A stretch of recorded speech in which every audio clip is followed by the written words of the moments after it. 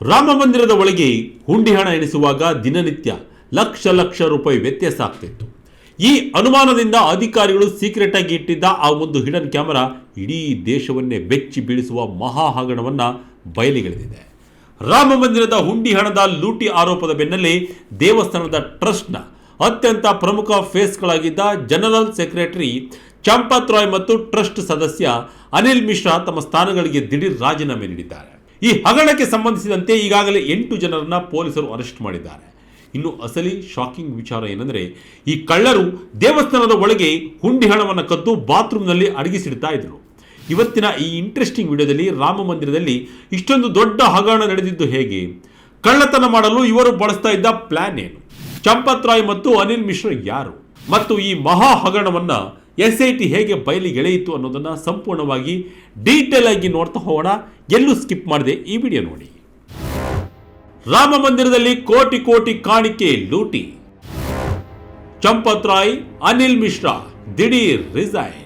S ವೀಕ್ಷಕರೇ, ಅಯೋಧ್ಯೆಯ ಶ್ರೀರಾಮ ಜನ್ಮಭೂಮಿ ತೀರ್ಥಕ್ಷೇತ್ರ ಟ್ರಸ್ಟ್ನ ಜನರಲ್ ಸೆಕ್ರೆಟರಿ ಚಂಪತ್ ರಾಯ್ ಮತ್ತು ಟ್ರಸ್ಟ್ ಸದಸ್ಯ ಅನಿಲ್ ಮಿಶ್ರಾ ಶುಕ್ರವಾರದಂದು ತಮ್ಮ ಸ್ಥಾನಗಳಿಗೆ ರಾಜೀನಾಮೆ ನೀಡಿದ್ದಾರೆ. ರಾಮ ಮಂದಿರಕ್ಕೆ ಭಕ್ತರು ನೀಡಿದ ದೇಣಿಗೆ ಮತ್ತು ಕಾಣಿಕೆ ಹಣದಲ್ಲಿ ಭಾರಿ ಅಕ್ರಮ ನಡೆದಿದೆ ಅನ್ನೋ ಆರೋಪದ ಮೇಲೆ ತನಿಖೆ ನಡೆಯುತ್ತಿರುವ ಬೆನ್ನಲ್ಲೇ ಈ ಇಬ್ಬರು ನಾಯಕರು ನೈತಿಕ ಹೊಣೆ ಹೊತ್ತು ರಾಜೀನಾಮೆ ನೀಡಿದ್ದಾರೆ ಅಂತ ವರದಿಯಾಗಿದೆ.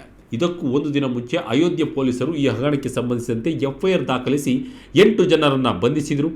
ಈ 8 ಆರೋಪಿಗಳ ಪೈಕಿ ಚಂಪತ್ ರಾಯ್ ಅವರ ಮಾಜಿ driver Ram Shankar Yadav alias tin Yadav ಕೂಡ ಒಬ್ಬ.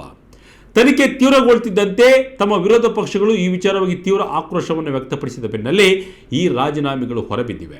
ಆದರೆ ಈ ಹಗರಣದ ಅಸಲಿ ಮೂಲ ಎಲ್ಲಿದೆ ಗೊತ್ತಾ? ಸಮಾಜವಾದಿ ಪಕ್ಷದ ಮಾಜಿ ಶಾಸಕ ಪವನ್ ಪಾಂಡೆ ಮತ್ತು ರಾಮ ಮಂದಿರದ ಕಾಣಿಕೆ ಹಣದಲ್ಲಿ ಸುಮಾರು 7 ಕೋಟಿಯಿಂದ 7.5 ಕೋಟಿ ರೂಪಾಯಿಗಳಷ್ಟು ಹಣವನ್ನು ಲೂಟಿ ಮಾಡಲಾಗಿದೆ ಅಂತ ಮೊದಲ ಬಾರಿಗೆ ಸೀರಿಯಸ್ ಆರೋಪ ಮಾಡಿದರು.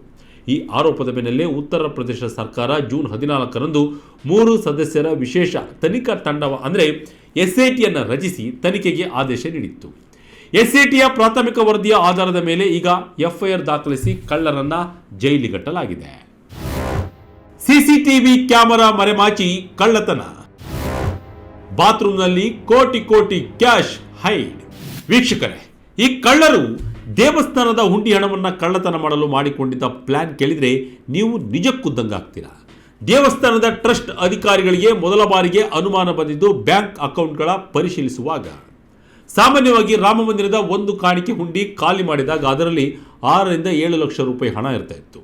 ಆದರೆ ಕೆಲವು ವಾರಗಳಿಂದ ಹುಂಡಿ ಹಣದ ಕೌಂಟಿಂಗ್ ಮಾಡುವಾಗ 500 ರೂಪಾಯಿ ಮುಖಬೆಲೆಯ ನೋಟುಗಳು ಕಟ್ಟುಗಳಲ್ಲಿ ಭಾರಿ ವ್ಯತ್ಯಾಸ ಕಾಣಿಸಿಕೊಳ್ಳಲು ಶುರುವಾಯಿತು. ಈ ಅನುಮಾನ ಗಟ್ಟಿಯಾಗ್ತಿದ್ದಂತೆ ಹಣ ಎಣಿಕೆ ಮಾಡುವ ರೂಮ್ನಲ್ಲಿ ಅಧಿಕಾರಿಗಳು ಸೀಕ್ರೆಟ್ ಹಿಡನ್ ಕ್ಯಾಮರಾವನ್ನು ಇನ್ಸ್ಟಾಲ್ ಮಾಡಿದರು. ಆ ಹಿಡನ್ ಕ್ಯಾಮರಾ ದೃಶ್ಯಗಳನ್ನು ಪರಿಶೀಲಿಸಿದಾಗ ಕಳ್ಳರ ಅಸಲಿ ಆಟ ಬಯಲಾಯಿತು. ಎಸ್, ಹಣ ಎಣಿಕೆ ಮಾಡುವ ಸಿಬ್ಬಂದಿಯಲ್ಲಿ ಒಬ್ಬಾತ ದೇವಸ್ಥಾನದ CCTV ಕ್ಯಾಮರಾದ ಮುಂದೆ ನಿಂತುಕೊಂಡು ಕ್ಯಾಮರಾಗೆ ಕಾಣಿಸದಂತೆ ಮರೆ ಮಾಡ್ತಾ ಇದ್ದ. ಅದೇ ಸಮಯದಲ್ಲಿ ಆತನ ಪಾರ್ಟ್ನರ್ ಅಥವಾ ಸಹಚರ ನೋಟಿನ ಕಟ್ಟುಗಳಿಂದ ಹಣವನ್ನು ಕದ್ದು ತನ್ನ ಬಟ್ಟೆಯೊಳಗೆ ಅಡಗಿಸಿ ಇಟ್ಟುಕೊಳ್ತಾ ಇದ್ದ. ಇಷ್ಟೇ ಅಲ್ಲದೆ ಇವರ ಹತ್ತಿರ ಮತ್ತೊಂದು ಪ್ಲಾನ್ ಕೂಡ ಇತ್ತು. ಇವರು ಹಣ ಎಣಿಕೆ ಮಾಡುವಾಗ ಪ್ರತಿಯೊಂದು ಕ್ಯಾಶ್ ಬಂಡಲ್ಗೆ ಕೆಲವು ಎಕ್ಸ್ಟ್ರಾ ನೋಟುಗಳನ್ನು ಸೇರಿಸ್ತಾ ಇದ್ರು. ವೋಚರ್ ಜನರೇಟ್ ಮಾಡುವಾಗ ಕೇವಲ ಬಂಡಲ್ಗಳ ಸಂಖ್ಯೆಯನ್ನು ಮಾತ್ರ ಲೆಕ್ಕ ಹಾಕಲಾಗ್ತಿತ್ತು ಹೊರತು ಪ್ರತಿಯೊಂದು ಬಂಡಲ್ನಲ್ಲಿ ಎಷ್ಟು ನೋಟುಗಳಿವೆ ಎಂದು ಯಾರು ಚೆಕ್ ಮಾಡ್ತಾ ಇರಲಿಲ್ಲ. ನಂತರ ಈ ಹಣವನ್ನು ಬ್ಯಾಂಕ್ಗೆ ಸಾಗಿಸುವಾಗ ಸಮಯದಲ್ಲಿ ಬಂಡಲ್ಗಳಿದ್ದ ಆ ಎಕ್ಸ್ಟ್ರಾ ನೋಟುಗಳನ್ನು ಕಳ್ಳರು ಯಾರಿಗೂ ತಿಳಿಯದಂತೆ ತೆಗಿತಾ ಇದ್ರು. ಹೀಗೆ ಮಾಡಿದಾಗ ವೋಚರ್ನಲ್ಲಿದ್ದ ಒಟ್ಟು ಮೊತ್ತ ಬ್ಯಾಂಕ್ಗೆ ಜಮೆ ಜೊತೆಗೆ ಪಕ್ಕಾ ಮ್ಯಾಚ್ ಆಗ್ತಾ ಇತ್ತು. ಆದರೆ ಕದ್ದ ಹಣ ಮಾತ್ರ ಕಳ್ಳರ ಜೇಬು ಸೇರ್ತಾ ಇತ್ತು. ಕೋಟ್ಯಾಂತರ ರೂಪಾಯಿ ಕ್ಯಾಶ್ ಬಾತ್ರೂಮ್ಗೆ, 40 ದಿನಗಳಲ್ಲಿ 70 ಬಾರಿ ಕಳ್ಳತನ ರೆಕಾರ್ಡ್.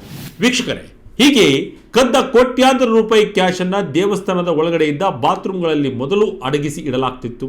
ನಂತರ ಸೂಕ್ತ ಸಮಯ ಮತ್ತು ಅವಕಾಶ ಸಿಕ್ಕಾಗ ಹಣವನ್ನು ದೇವಸ್ಥಾನದ ಆವರಣದಿಂದ ಹೊರಗೆ ಸಾಗಿಸಿ ಬೇರೆ ಕಡೆ ಎಲ್ಲರೂ ಹಂಚಿಕೊಳ್ತಾ ಇದ್ರು. ಕಳ್ಳರು ಕೇವಲ ನಗದು ಮಾತ್ರವಲ್ಲದೆ ಭಕ್ತರು ಭಕ್ತಿಯಿಂದ ರಾಮಲಲ್ಲನಿಗೆ ಕಾಣಿಕೆಯಾಗಿ ನೀಡುತ್ತಿದ್ದ ಚಿನ್ನಾಭರಣಗಳನ್ನು ಅಂದರೆ ಕಿವಿ ಓಲೆಗಳು, ಮೂಗುತಿಗಳು, ಬಳೆಗಳು ಮತ್ತು ಕಾಲುಗೆಜ್ಜೆಗಳನ್ನು ಸಹ ಬಿಡದೆ ಕದ್ದಿದ್ದಾರೆ. SIT ತನಿಖೆಯ ಪ್ರಕಾರ ಈ ಕಳ್ಳತನ ದೇವಸ್ಥಾನದ ಬಾಗಿಲು ತೆರೆದ ಆರಂಭದಿಂದಲೇ ನಡೀತಾ ಬಂದಿದೆ.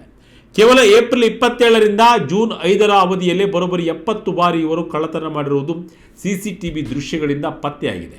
ಸದ್ಯಕ್ಕೆ ಪೊಲೀಸರು ಸುಮಾರು 70 ಲಕ್ಷ ರೂಪಾಯಿ ಹಣವನ್ನು ರಿಕವರಿ ಮಾಡಿದ್ದಾರೆ. ಯಾರು ಗೊತ್ತಾ ಈ ಚಂಪತ್ ರಾಯ್? ರಾಮ ಜನ್ಮಭೂಮಿ ಚಳುವಳಿಯ ಮೇನ್ ಫೇಸ್. ಗೆಳೆಯರೆ, ಈ ಇಡೀ ಹಂಗಣದಲ್ಲಿ ಕೇಂದ್ರ ಬಿಂದುವಾಗಿ ಕೇಳಿಬರುತ್ತಿರುವ ಹೆಸರು ಚಂಪತ್ ರಾಯ್. ಇಷ್ಟಕ್ಕೂ ಈ ಚಂಪತ್ ರಾಯ್ ಯಾರು, ಇದರ ಹಿನ್ನೆಲೆ ಏನು ಅನ್ನೋದನ್ನು ನಾವು ನೋಡ್ತಾ ಹೋದಾದರೆ, ಚಂಪತ್ ರಾಯ್ ರಾಮ ಮಂದಿರ ಚಳುವಳಿಯ ಅತ್ಯಂತ ಹಳೆಯ ಮತ್ತು ಪ್ರಮುಖ ಮುಖಗಳಲ್ಲಿ ಒಬ್ಬರು. 1946ರಲ್ಲಿ ಉತ್ತರ ಪ್ರದೇಶದ ಬಿಜ್ನೋರ್ ಜಿಲ್ಲೆಯ ನಗೀನಾ ತಹಸೀಲ್ನಲ್ಲಿ ಇವರು ಜನಿಸಿದರು. ಫಿನಿಕ್ಸ್ನಲ್ಲಿ ಪೋಸ್ಟ್ ಗ್ರಾಜ್ಯುಯೇಷನ್ ಮಾಡ್ತಿದ್ದ ಚಂಪತ್ ರಾಯ್ ಬಿಜ್ನೋರ್ನ RSM ಡಿಗ್ರಿ ಕಾಲೇಜಿನಲ್ಲಿ ಕೆಮಿಸ್ಟ್ರಿ ಅಂದರೆ ರಸಾಯನಶಾಸ್ತ್ರದ ಶಿಕ್ಷಕರಾಗಿ ಸುಮಾರು 11 ವರ್ಷಗಳ ಕಾಲ ಕೆಲಸ ಮಾಡಿದರು. ಆದರೆ ರಾಮ ಮಂದಿರ ಚಳುವಳಿಗಾಗಿ ತಮ್ಮ ಶಿಕ್ಷಕ ಹುದ್ದೆಯನ್ನು ತ್ಯಜಿಸಿ ಬಂದವರು ಚಂಪತ್ ರಾಯ್ RSS ಜೊತೆಗೆ ಬಾಲ್ಯದಿಂದಲೇ ನಿಕಟ ಸಂಪರ್ಕ ಹೊಂದಿದ್ದ ರಾಯ್ ನಂತರ RSS ಪ್ರಚಾರಕರಾಗಿ ಕೆಲಸ ಆರಂಭಿಸಿದರು. ದೇಶದಲ್ಲಿ ಎಮರ್ಜೆನ್ಸಿ ಅಂದರೆ ತುರ್ತು ಪರಿಸ್ಥಿತಿ ಇದ್ದ ಸಂದರ್ಭದಲ್ಲಿ ಇವರನ್ನು ಜೈಲಿಗೂ ಕೂಡ ಹಾಕಲಾಗಿತ್ತು. ನಂತರ 1986ರಲ್ಲಿ ವಿಶ್ವ ಹಿಂದೂ ಪರಿಷತ್ ಅಂದರೆ VHP ಜಾಯ್ನ್ ಆದ ನಂತರ ಚಂಪತ್ ರಾಯ್ ವಿವಿಧ ಪ್ರಮುಖ ಹುದ್ದೆಗಳನ್ನು ನಿಭಾಯಿಸಿದರು. 1991ರ ರಾಮ ಜನ್ಮಭೂಮಿ ಚಳುವಳಿಯ ಉತ್ತುಂಗದ ಸಮಯದಲ್ಲಿ ಇವರನ್ನು ಅಯೋಧ್ಯೆಗೆ ವರ್ಗಾಯಿಸಲಾಯಿತು. ತದನಂತರದ VHPಯ ಇಂಟರ್ನ್ಯಾಷನಲ್ ವೈಸ್ ಪ್ರೆಸಿಡೆಂಟ್ ಹುದ್ದೆಯನ್ನು ಇವರು ಅಲಂಕರಿಸಿದರು. 2019ರ ಸುಪ್ರೀಂ ಕೋರ್ಟ್ ತೀರ್ಪಿನ ಬಳಿಕ 2020ರಲ್ಲಿ ರಾಮ ಮಂದಿರ ನಿರ್ಮಾಣ ಮತ್ತು ನಿರ್ವಹಣೆಗಾಗಿ ಶ್ರೀ ರಾಮ ಜನ್ಮಭೂಮಿ ತೀರ್ಥಕ್ಷೇತ್ರ ಟ್ರಸ್ಟ್ ರಚನೆಯಾದಾಗ ಚಂಪತ್ ರಾಯ್ ಅವರನ್ನೇ ಈ ಟ್ರಸ್ಟ್ನ ಜನರಲ್ ಸೆಕ್ರೆಟರಿಯನ್ನಾಗಿ ಮಾಡಲಾಯಿತು. ರಾಮ ಮಂದಿರ ನಿರ್ಮಾಣ ಕಾರ್ಯದ ಸಂಪೂರ್ಣ ಉಸ್ತುವಾರಿ ಮತ್ತು ಹಣಕಾಸಿನ ನಿರ್ವಹಣೆ ಇವರ ಕೈಯಲ್ಲೇ ಇತ್ತು. ಆದರೆ ಅವರ ಸ್ವಂತ ಮಾಜಿ ಡ್ರೈವರ್ ಟಿನ್ನು ಯಾದವ್ ಕಳ್ಳತನದ ಪ್ರಮುಖ ಸೂತ್ರಧಾರನಾಗಿ ಸಿಕ್ಕಿಬಿದ್ದಿರುವುದು ಚಂಪತ್ ರಾಯ್ರವರ ಇಷ್ಟು ವರ್ಷಗಳ ಸಾರ್ವಜನಿಕ ಜೀವನಕ್ಕೆ ದೊಡ್ಡ ಹೊಡೆತ ಬಿದ್ದಿದೆ. ಇನ್ನು ಯಾರು ಈ ಅನಿಲ್ ಮಿಶ್ರಾ? ರಾಮಲಲ್ಲಾ ಪ್ರತಿಷ್ಠಾಪನೆಯ ಪ್ರಧಾನ ಯಜಮಾನ. ವೀಕ್ಷಕರೇ, ಚಂಪತ್ ರಾಯ್ ಜೊತೆಗೆ ರಾಜೀನಾಮೆ ನೀಡಿದ ಮತ್ತೊಬ್ಬ ಪ್ರಮುಖ ವ್ಯಕ್ತಿ ಅನಿಲ್ ಮಿಶ್ರಾ. 65 ವರ್ಷದ ಅನಿಲ್ ಮಿಶ್ರಾರವರು ರಾಮ ಮಂದಿರದ ಟ್ರಸ್ಟ್ನ 15 ಪ್ರಮುಖ ಟ್ರಸ್ಟಿಗಳಲ್ಲಿ ಒಬ್ಬರಾಗಿದ್ದರು. ಅಷ್ಟೇ ಅಲ್ಲದೆ ಜನವರಿ 22, 2024ರಂದು ನಡೆದ ರಾಮ ಮಂದಿರದ ಐತಿಹಾಸಿಕ ಪ್ರಾಣ ಪ್ರತಿಷ್ಠಾಪನಾ ಕಾರ್ಯಕ್ರಮದಲ್ಲಿ ಅನಿಲ್ ಮಿಶ್ರಾ ಮತ್ತು ಅವರ ಪತ್ನಿ ಉಷಾರವರು ಪ್ರಧಾನ ಯಜಮಾನ ಅಂದರೆ ಮುಖ್ಯ ಅತಿಥೇಯರಾಗಿ ಎಲ್ಲ ಪೂಜಾ ವಿಧಾನಗಳನ್ನು ನೆರವೇರಿಸಿದರು. ಜನವರಿ 16ರಿಂದಲೇ ಸರಾಯು ನದಿಯಲ್ಲಿ ಪವಿತ್ರ ಸ್ನಾನ ಮಾಡಿ ಉಪವಾಸ ವ್ರತ ಆಚರಿಸಿ ಸುಮಾರು 8 ಗಂಟೆಗಳ ಕಾಲ ಸುದೀರ್ಘ ಪೂಜೆಗಳನ್ನು ನೆರವೇರಿಸಿದ ಕೀರ್ತಿ ಅನಿಲ್ ಮಿಶ್ರಾದವರಾಗಿದೆ. ಉತ್ತರ ಪ್ರದೇಶದ ಅಂಬೇಡ್ಕರ್ ನಗರ ಜಿಲ್ಲೆಯ ಪಟೌನ ಗ್ರಾಮದವರಾದ ಅನಿಲ್ ಮಿಶ್ರಾರವರು RSSನ ಅವಧ್ ಪ್ರಾಂತ್ಯದ ಪ್ರಮುಖ ಜವಾಬ್ದಾರಿಯನ್ನು ಹೊತ್ತಿದ್ದರು. ಇವರು ಸರ್ಕಾರಿ ಹೋಮಿಯೋಪತಿ ವೈದ್ಯಕೀಯ ಅಧಿಕಾರಿಯಾಗಿ ಕೆಲಸ ಮಾಡಿ 2020ರಲ್ಲಿ ರಿಟೈರ್ಡ್ ಆಗಿದ್ದರು. ಇವರ 2 ಮಕ್ಕಳು ಕೂಡ ಡಾಕ್ಟರ್ ಆಗಿದ್ದಾರೆ, ಒಬ್ಬರು ಜರ್ಮನಿಯಲ್ಲಿ ವೈದ್ಯರಾಗಿದ್ದಾರೆ. ಇಂತಹ ಅತ್ಯುನ್ನತ ಗೌರವ ಹೊಂದಿದ್ದ ಅನಿಲ್ ಮಿಶ್ರಾ ಕೂಡ ಕಾಣಿಕೆ ಹಗರಣದ ನೈತಿಕ ಹೊಣೆ ಹೊತ್ತು ಈಗ ಟ್ರಸ್ಟಿ ಸ್ಥಾನಕ್ಕೆ ರಾಜೀನಾಮೆ ನೀಡಬೇಕಾಗಿ ಬಂದಿದೆ. ರೆಕಮೆಂಡೇಶನ್ ಮೇಲೆ ಸಿಕ್ಕಿತ್ತು ಕೆಲಸ, ತನಿಖೆಯಲ್ಲಿ ಬಯಲಾಯಿತು SIT ವರದಿ. ವೀಕ್ಷಕರೇ, ಈ ಕಳ್ಳತನದ ಜಾಲ ಇಷ್ಟೊಂದು ಸುಲಭವಾಗಿ ಬೆಳೆಯಲು ಕಾರಣವೇನು ಗೊತ್ತಾ? ದೇವಸ್ಥಾನದಲ್ಲಿ ಹಣ ಎಣಿಕೆ ಮಾಡುವ ಸಿಬ್ಬಂದಿಯನ್ನು ಯಾವುದೇ ಕಠಿಣ ನಿಯಮಗಳಿಲ್ಲದೆ ಕೇವಲ ಶಿಫಾರಸು ಅಥವಾ ರೆಕಮೆಂಡೇಶನ್ ಮೇಲೆ ಕೆಲಸಕ್ಕೆ ತೆಗೆದುಕೊಳ್ಳಲಾಗ್ತಿತ್ತು. ಚಂಪತ್ ರಾಯ್ರವರ ಮಾಜಿ ಡ್ರೈವರ್ ಟಿನ್ನು ಯಾದವ್ ತನ್ನ ಪ್ರಭಾವ ಬಳಸಿ ತನ್ನ ಸೋದರ ಸಂಬಂಧಿ ಮನೀಶ್ ಯಾದವ್ನನ್ನು ಹಣ ಎಣಿಕೆ ಮಾಡುವ ಟೀಮ್ಗೆ ಸೇರಿಸಿದ್ದ. ಹಾಗೆ ಮತ್ತೊಬ್ಬ ಆರೋಪಿ ಅನುಕ್ ಕಲ್ಫ್ ಮಿಶ್ರಾ ತನ್ನ ಭಾವ ಲವಕುಶ್ ಮಿಶ್ರಾ ಎಂಬಾತನನ್ನು ಅದೇ ಟೀಮ್ಗೆ ಸೇರಿಸಿದ್ದ. ಈ ಇಡೀ ಕಳ್ಳತನಕ್ಕೆ ಮಾಸ್ಟರ್ ಮೈಂಡ್ಗಳಾಗಿದ್ದವರು ಇದೇ ಟಿನ್ನು ಯಾದವ್ ಮತ್ತು ಶುಭಾ ಶ್ರೀವಾಸ್ತವ. ಶುಭಾ ಶ್ರೀವಾಸ್ತವನೇ ಬೇರೆ ಕಳ್ಳರನ್ನ ಈ ನೆಟ್ವರ್ಕ್ಗೆ ಸೇರಿಸಿಕೊಂಡು ಅವರಿಗೆ ಕೌಂಟಿಂಗ್ ಕೆಲಸಗಳನ್ನು ಹಂಚ್ತಾ ಇದ್ದ. ಅತ್ಯಂತ ಬೇಜವಾಬ್ದಾರಿತನದ ವಿಚಾರ ಅಂದರೆ, ಇಷ್ಟು ದೊಡ್ಡ ರಾಮ ಮಂದಿರದಲ್ಲಿ ದಿನದ ಕೆಲಸ ಮುಗಿಸಿ ಹೊರಗೆ ಹೋಗುವಾಗ ಈ ಎಣಿಕೆ ಸಿಬ್ಬಂದಿಯನ್ನು ಯಾರು ಸರಿಯಾಗಿ ಫಿಸಿಕಲ್ ಸರ್ಚ್ ಅಥವಾ ತಪಾಸಣೆ ಕೂಡ ಮಾಡ್ತಾ ಇರಲಿಲ್ಲ. ಭದ್ರತಾ ನಿಯಮಗಳೆಲ್ಲ ಕೇವಲ ಪೇಪರ್ ಮೇಲಷ್ಟೇ ಇದ್ದವು. SIT ತನ್ನ ಮಧ್ಯಂತರ ವರದಿಯಲ್ಲಿ ದೇವಸ್ಥಾನದ CCTV ಕವರೇಜ್ ಕೊರತೆ, ಆಡಿಟ್ ರೆಕಾರ್ಡ್ಗಳಲ್ಲಿನ ವ್ಯತ್ಯಾಸಗಳು ಮತ್ತು ಉಸ್ತುವಾರಿ ಮಟ್ಟದಲ್ಲಿನ ಹೊಣೆಗಾರಿಕೆಯ ಕೊರತೆಯನ್ನು ದೊಡ್ಡದಾಗಿಯೇ ಬೊಟ್ಟು ಮಾಡಿ ತೋರಿಸಿವೆ.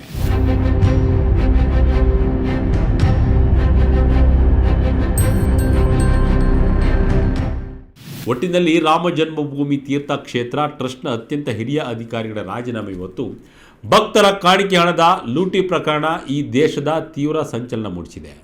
ಯೋಗಿ ಆದಿತ್ಯನಾಥ್ ಸರ್ಕಾರ ತಪ್ಪಿತಸ್ಥರನ್ನ ಯಾವುದೇ ಕಾರಣಕ್ಕೂ ಬಿಡುವುದಿಲ್ಲ ಎಂದು ಭರವಸೆ ನೀಡಿದೆ. ತಪ್ಪು ಮಾಡಿದವರಿಗೆ ಶಿಕ್ಷೆ ಆಗುತ್ತದೆ ಎಂದು ಯೋಗಿ ಆದಿತ್ಯನಾಥ್ ಹೇಳಿದ್ದಾರೆ. ಭಕ್ತರ ನಂಬಿಕೆ, ಅದರಲ್ಲೂ ಹಿಂದೂಗಳ ಪವಿತ್ರ ಆರಾಧ್ಯ ಸ್ಥಳವಾಗಿರುವ ರಾಮ ಮಂದಿರದಲ್ಲಿ ಇಂತಹ ಭ್ರಷ್ಟಾಚಾರ ನಡೆದಿರುವ ಬಗ್ಗೆ ನಿಮ್ಮ ಅನಿಸಿಕೆ ಏನು? ಕಮೆಂಟ್ ಮೂಲಕ ನಮಗೆ ತಿಳಿಸಿ. ಇದಾಗಿತ್ತು ಈ ಕ್ಷಣದ ಅಪ್ಡೇಟ್. ಇದೇ ರೀತಿಯ ಅಪ್ಡೇಟ್ಗಳಿಗಾಗಿ Vijaya Karnataka website, YouTube page, Facebook page follow ಮಾಡ್ತಾ ಇರಿ. ಧನ್ಯವಾದಗಳು.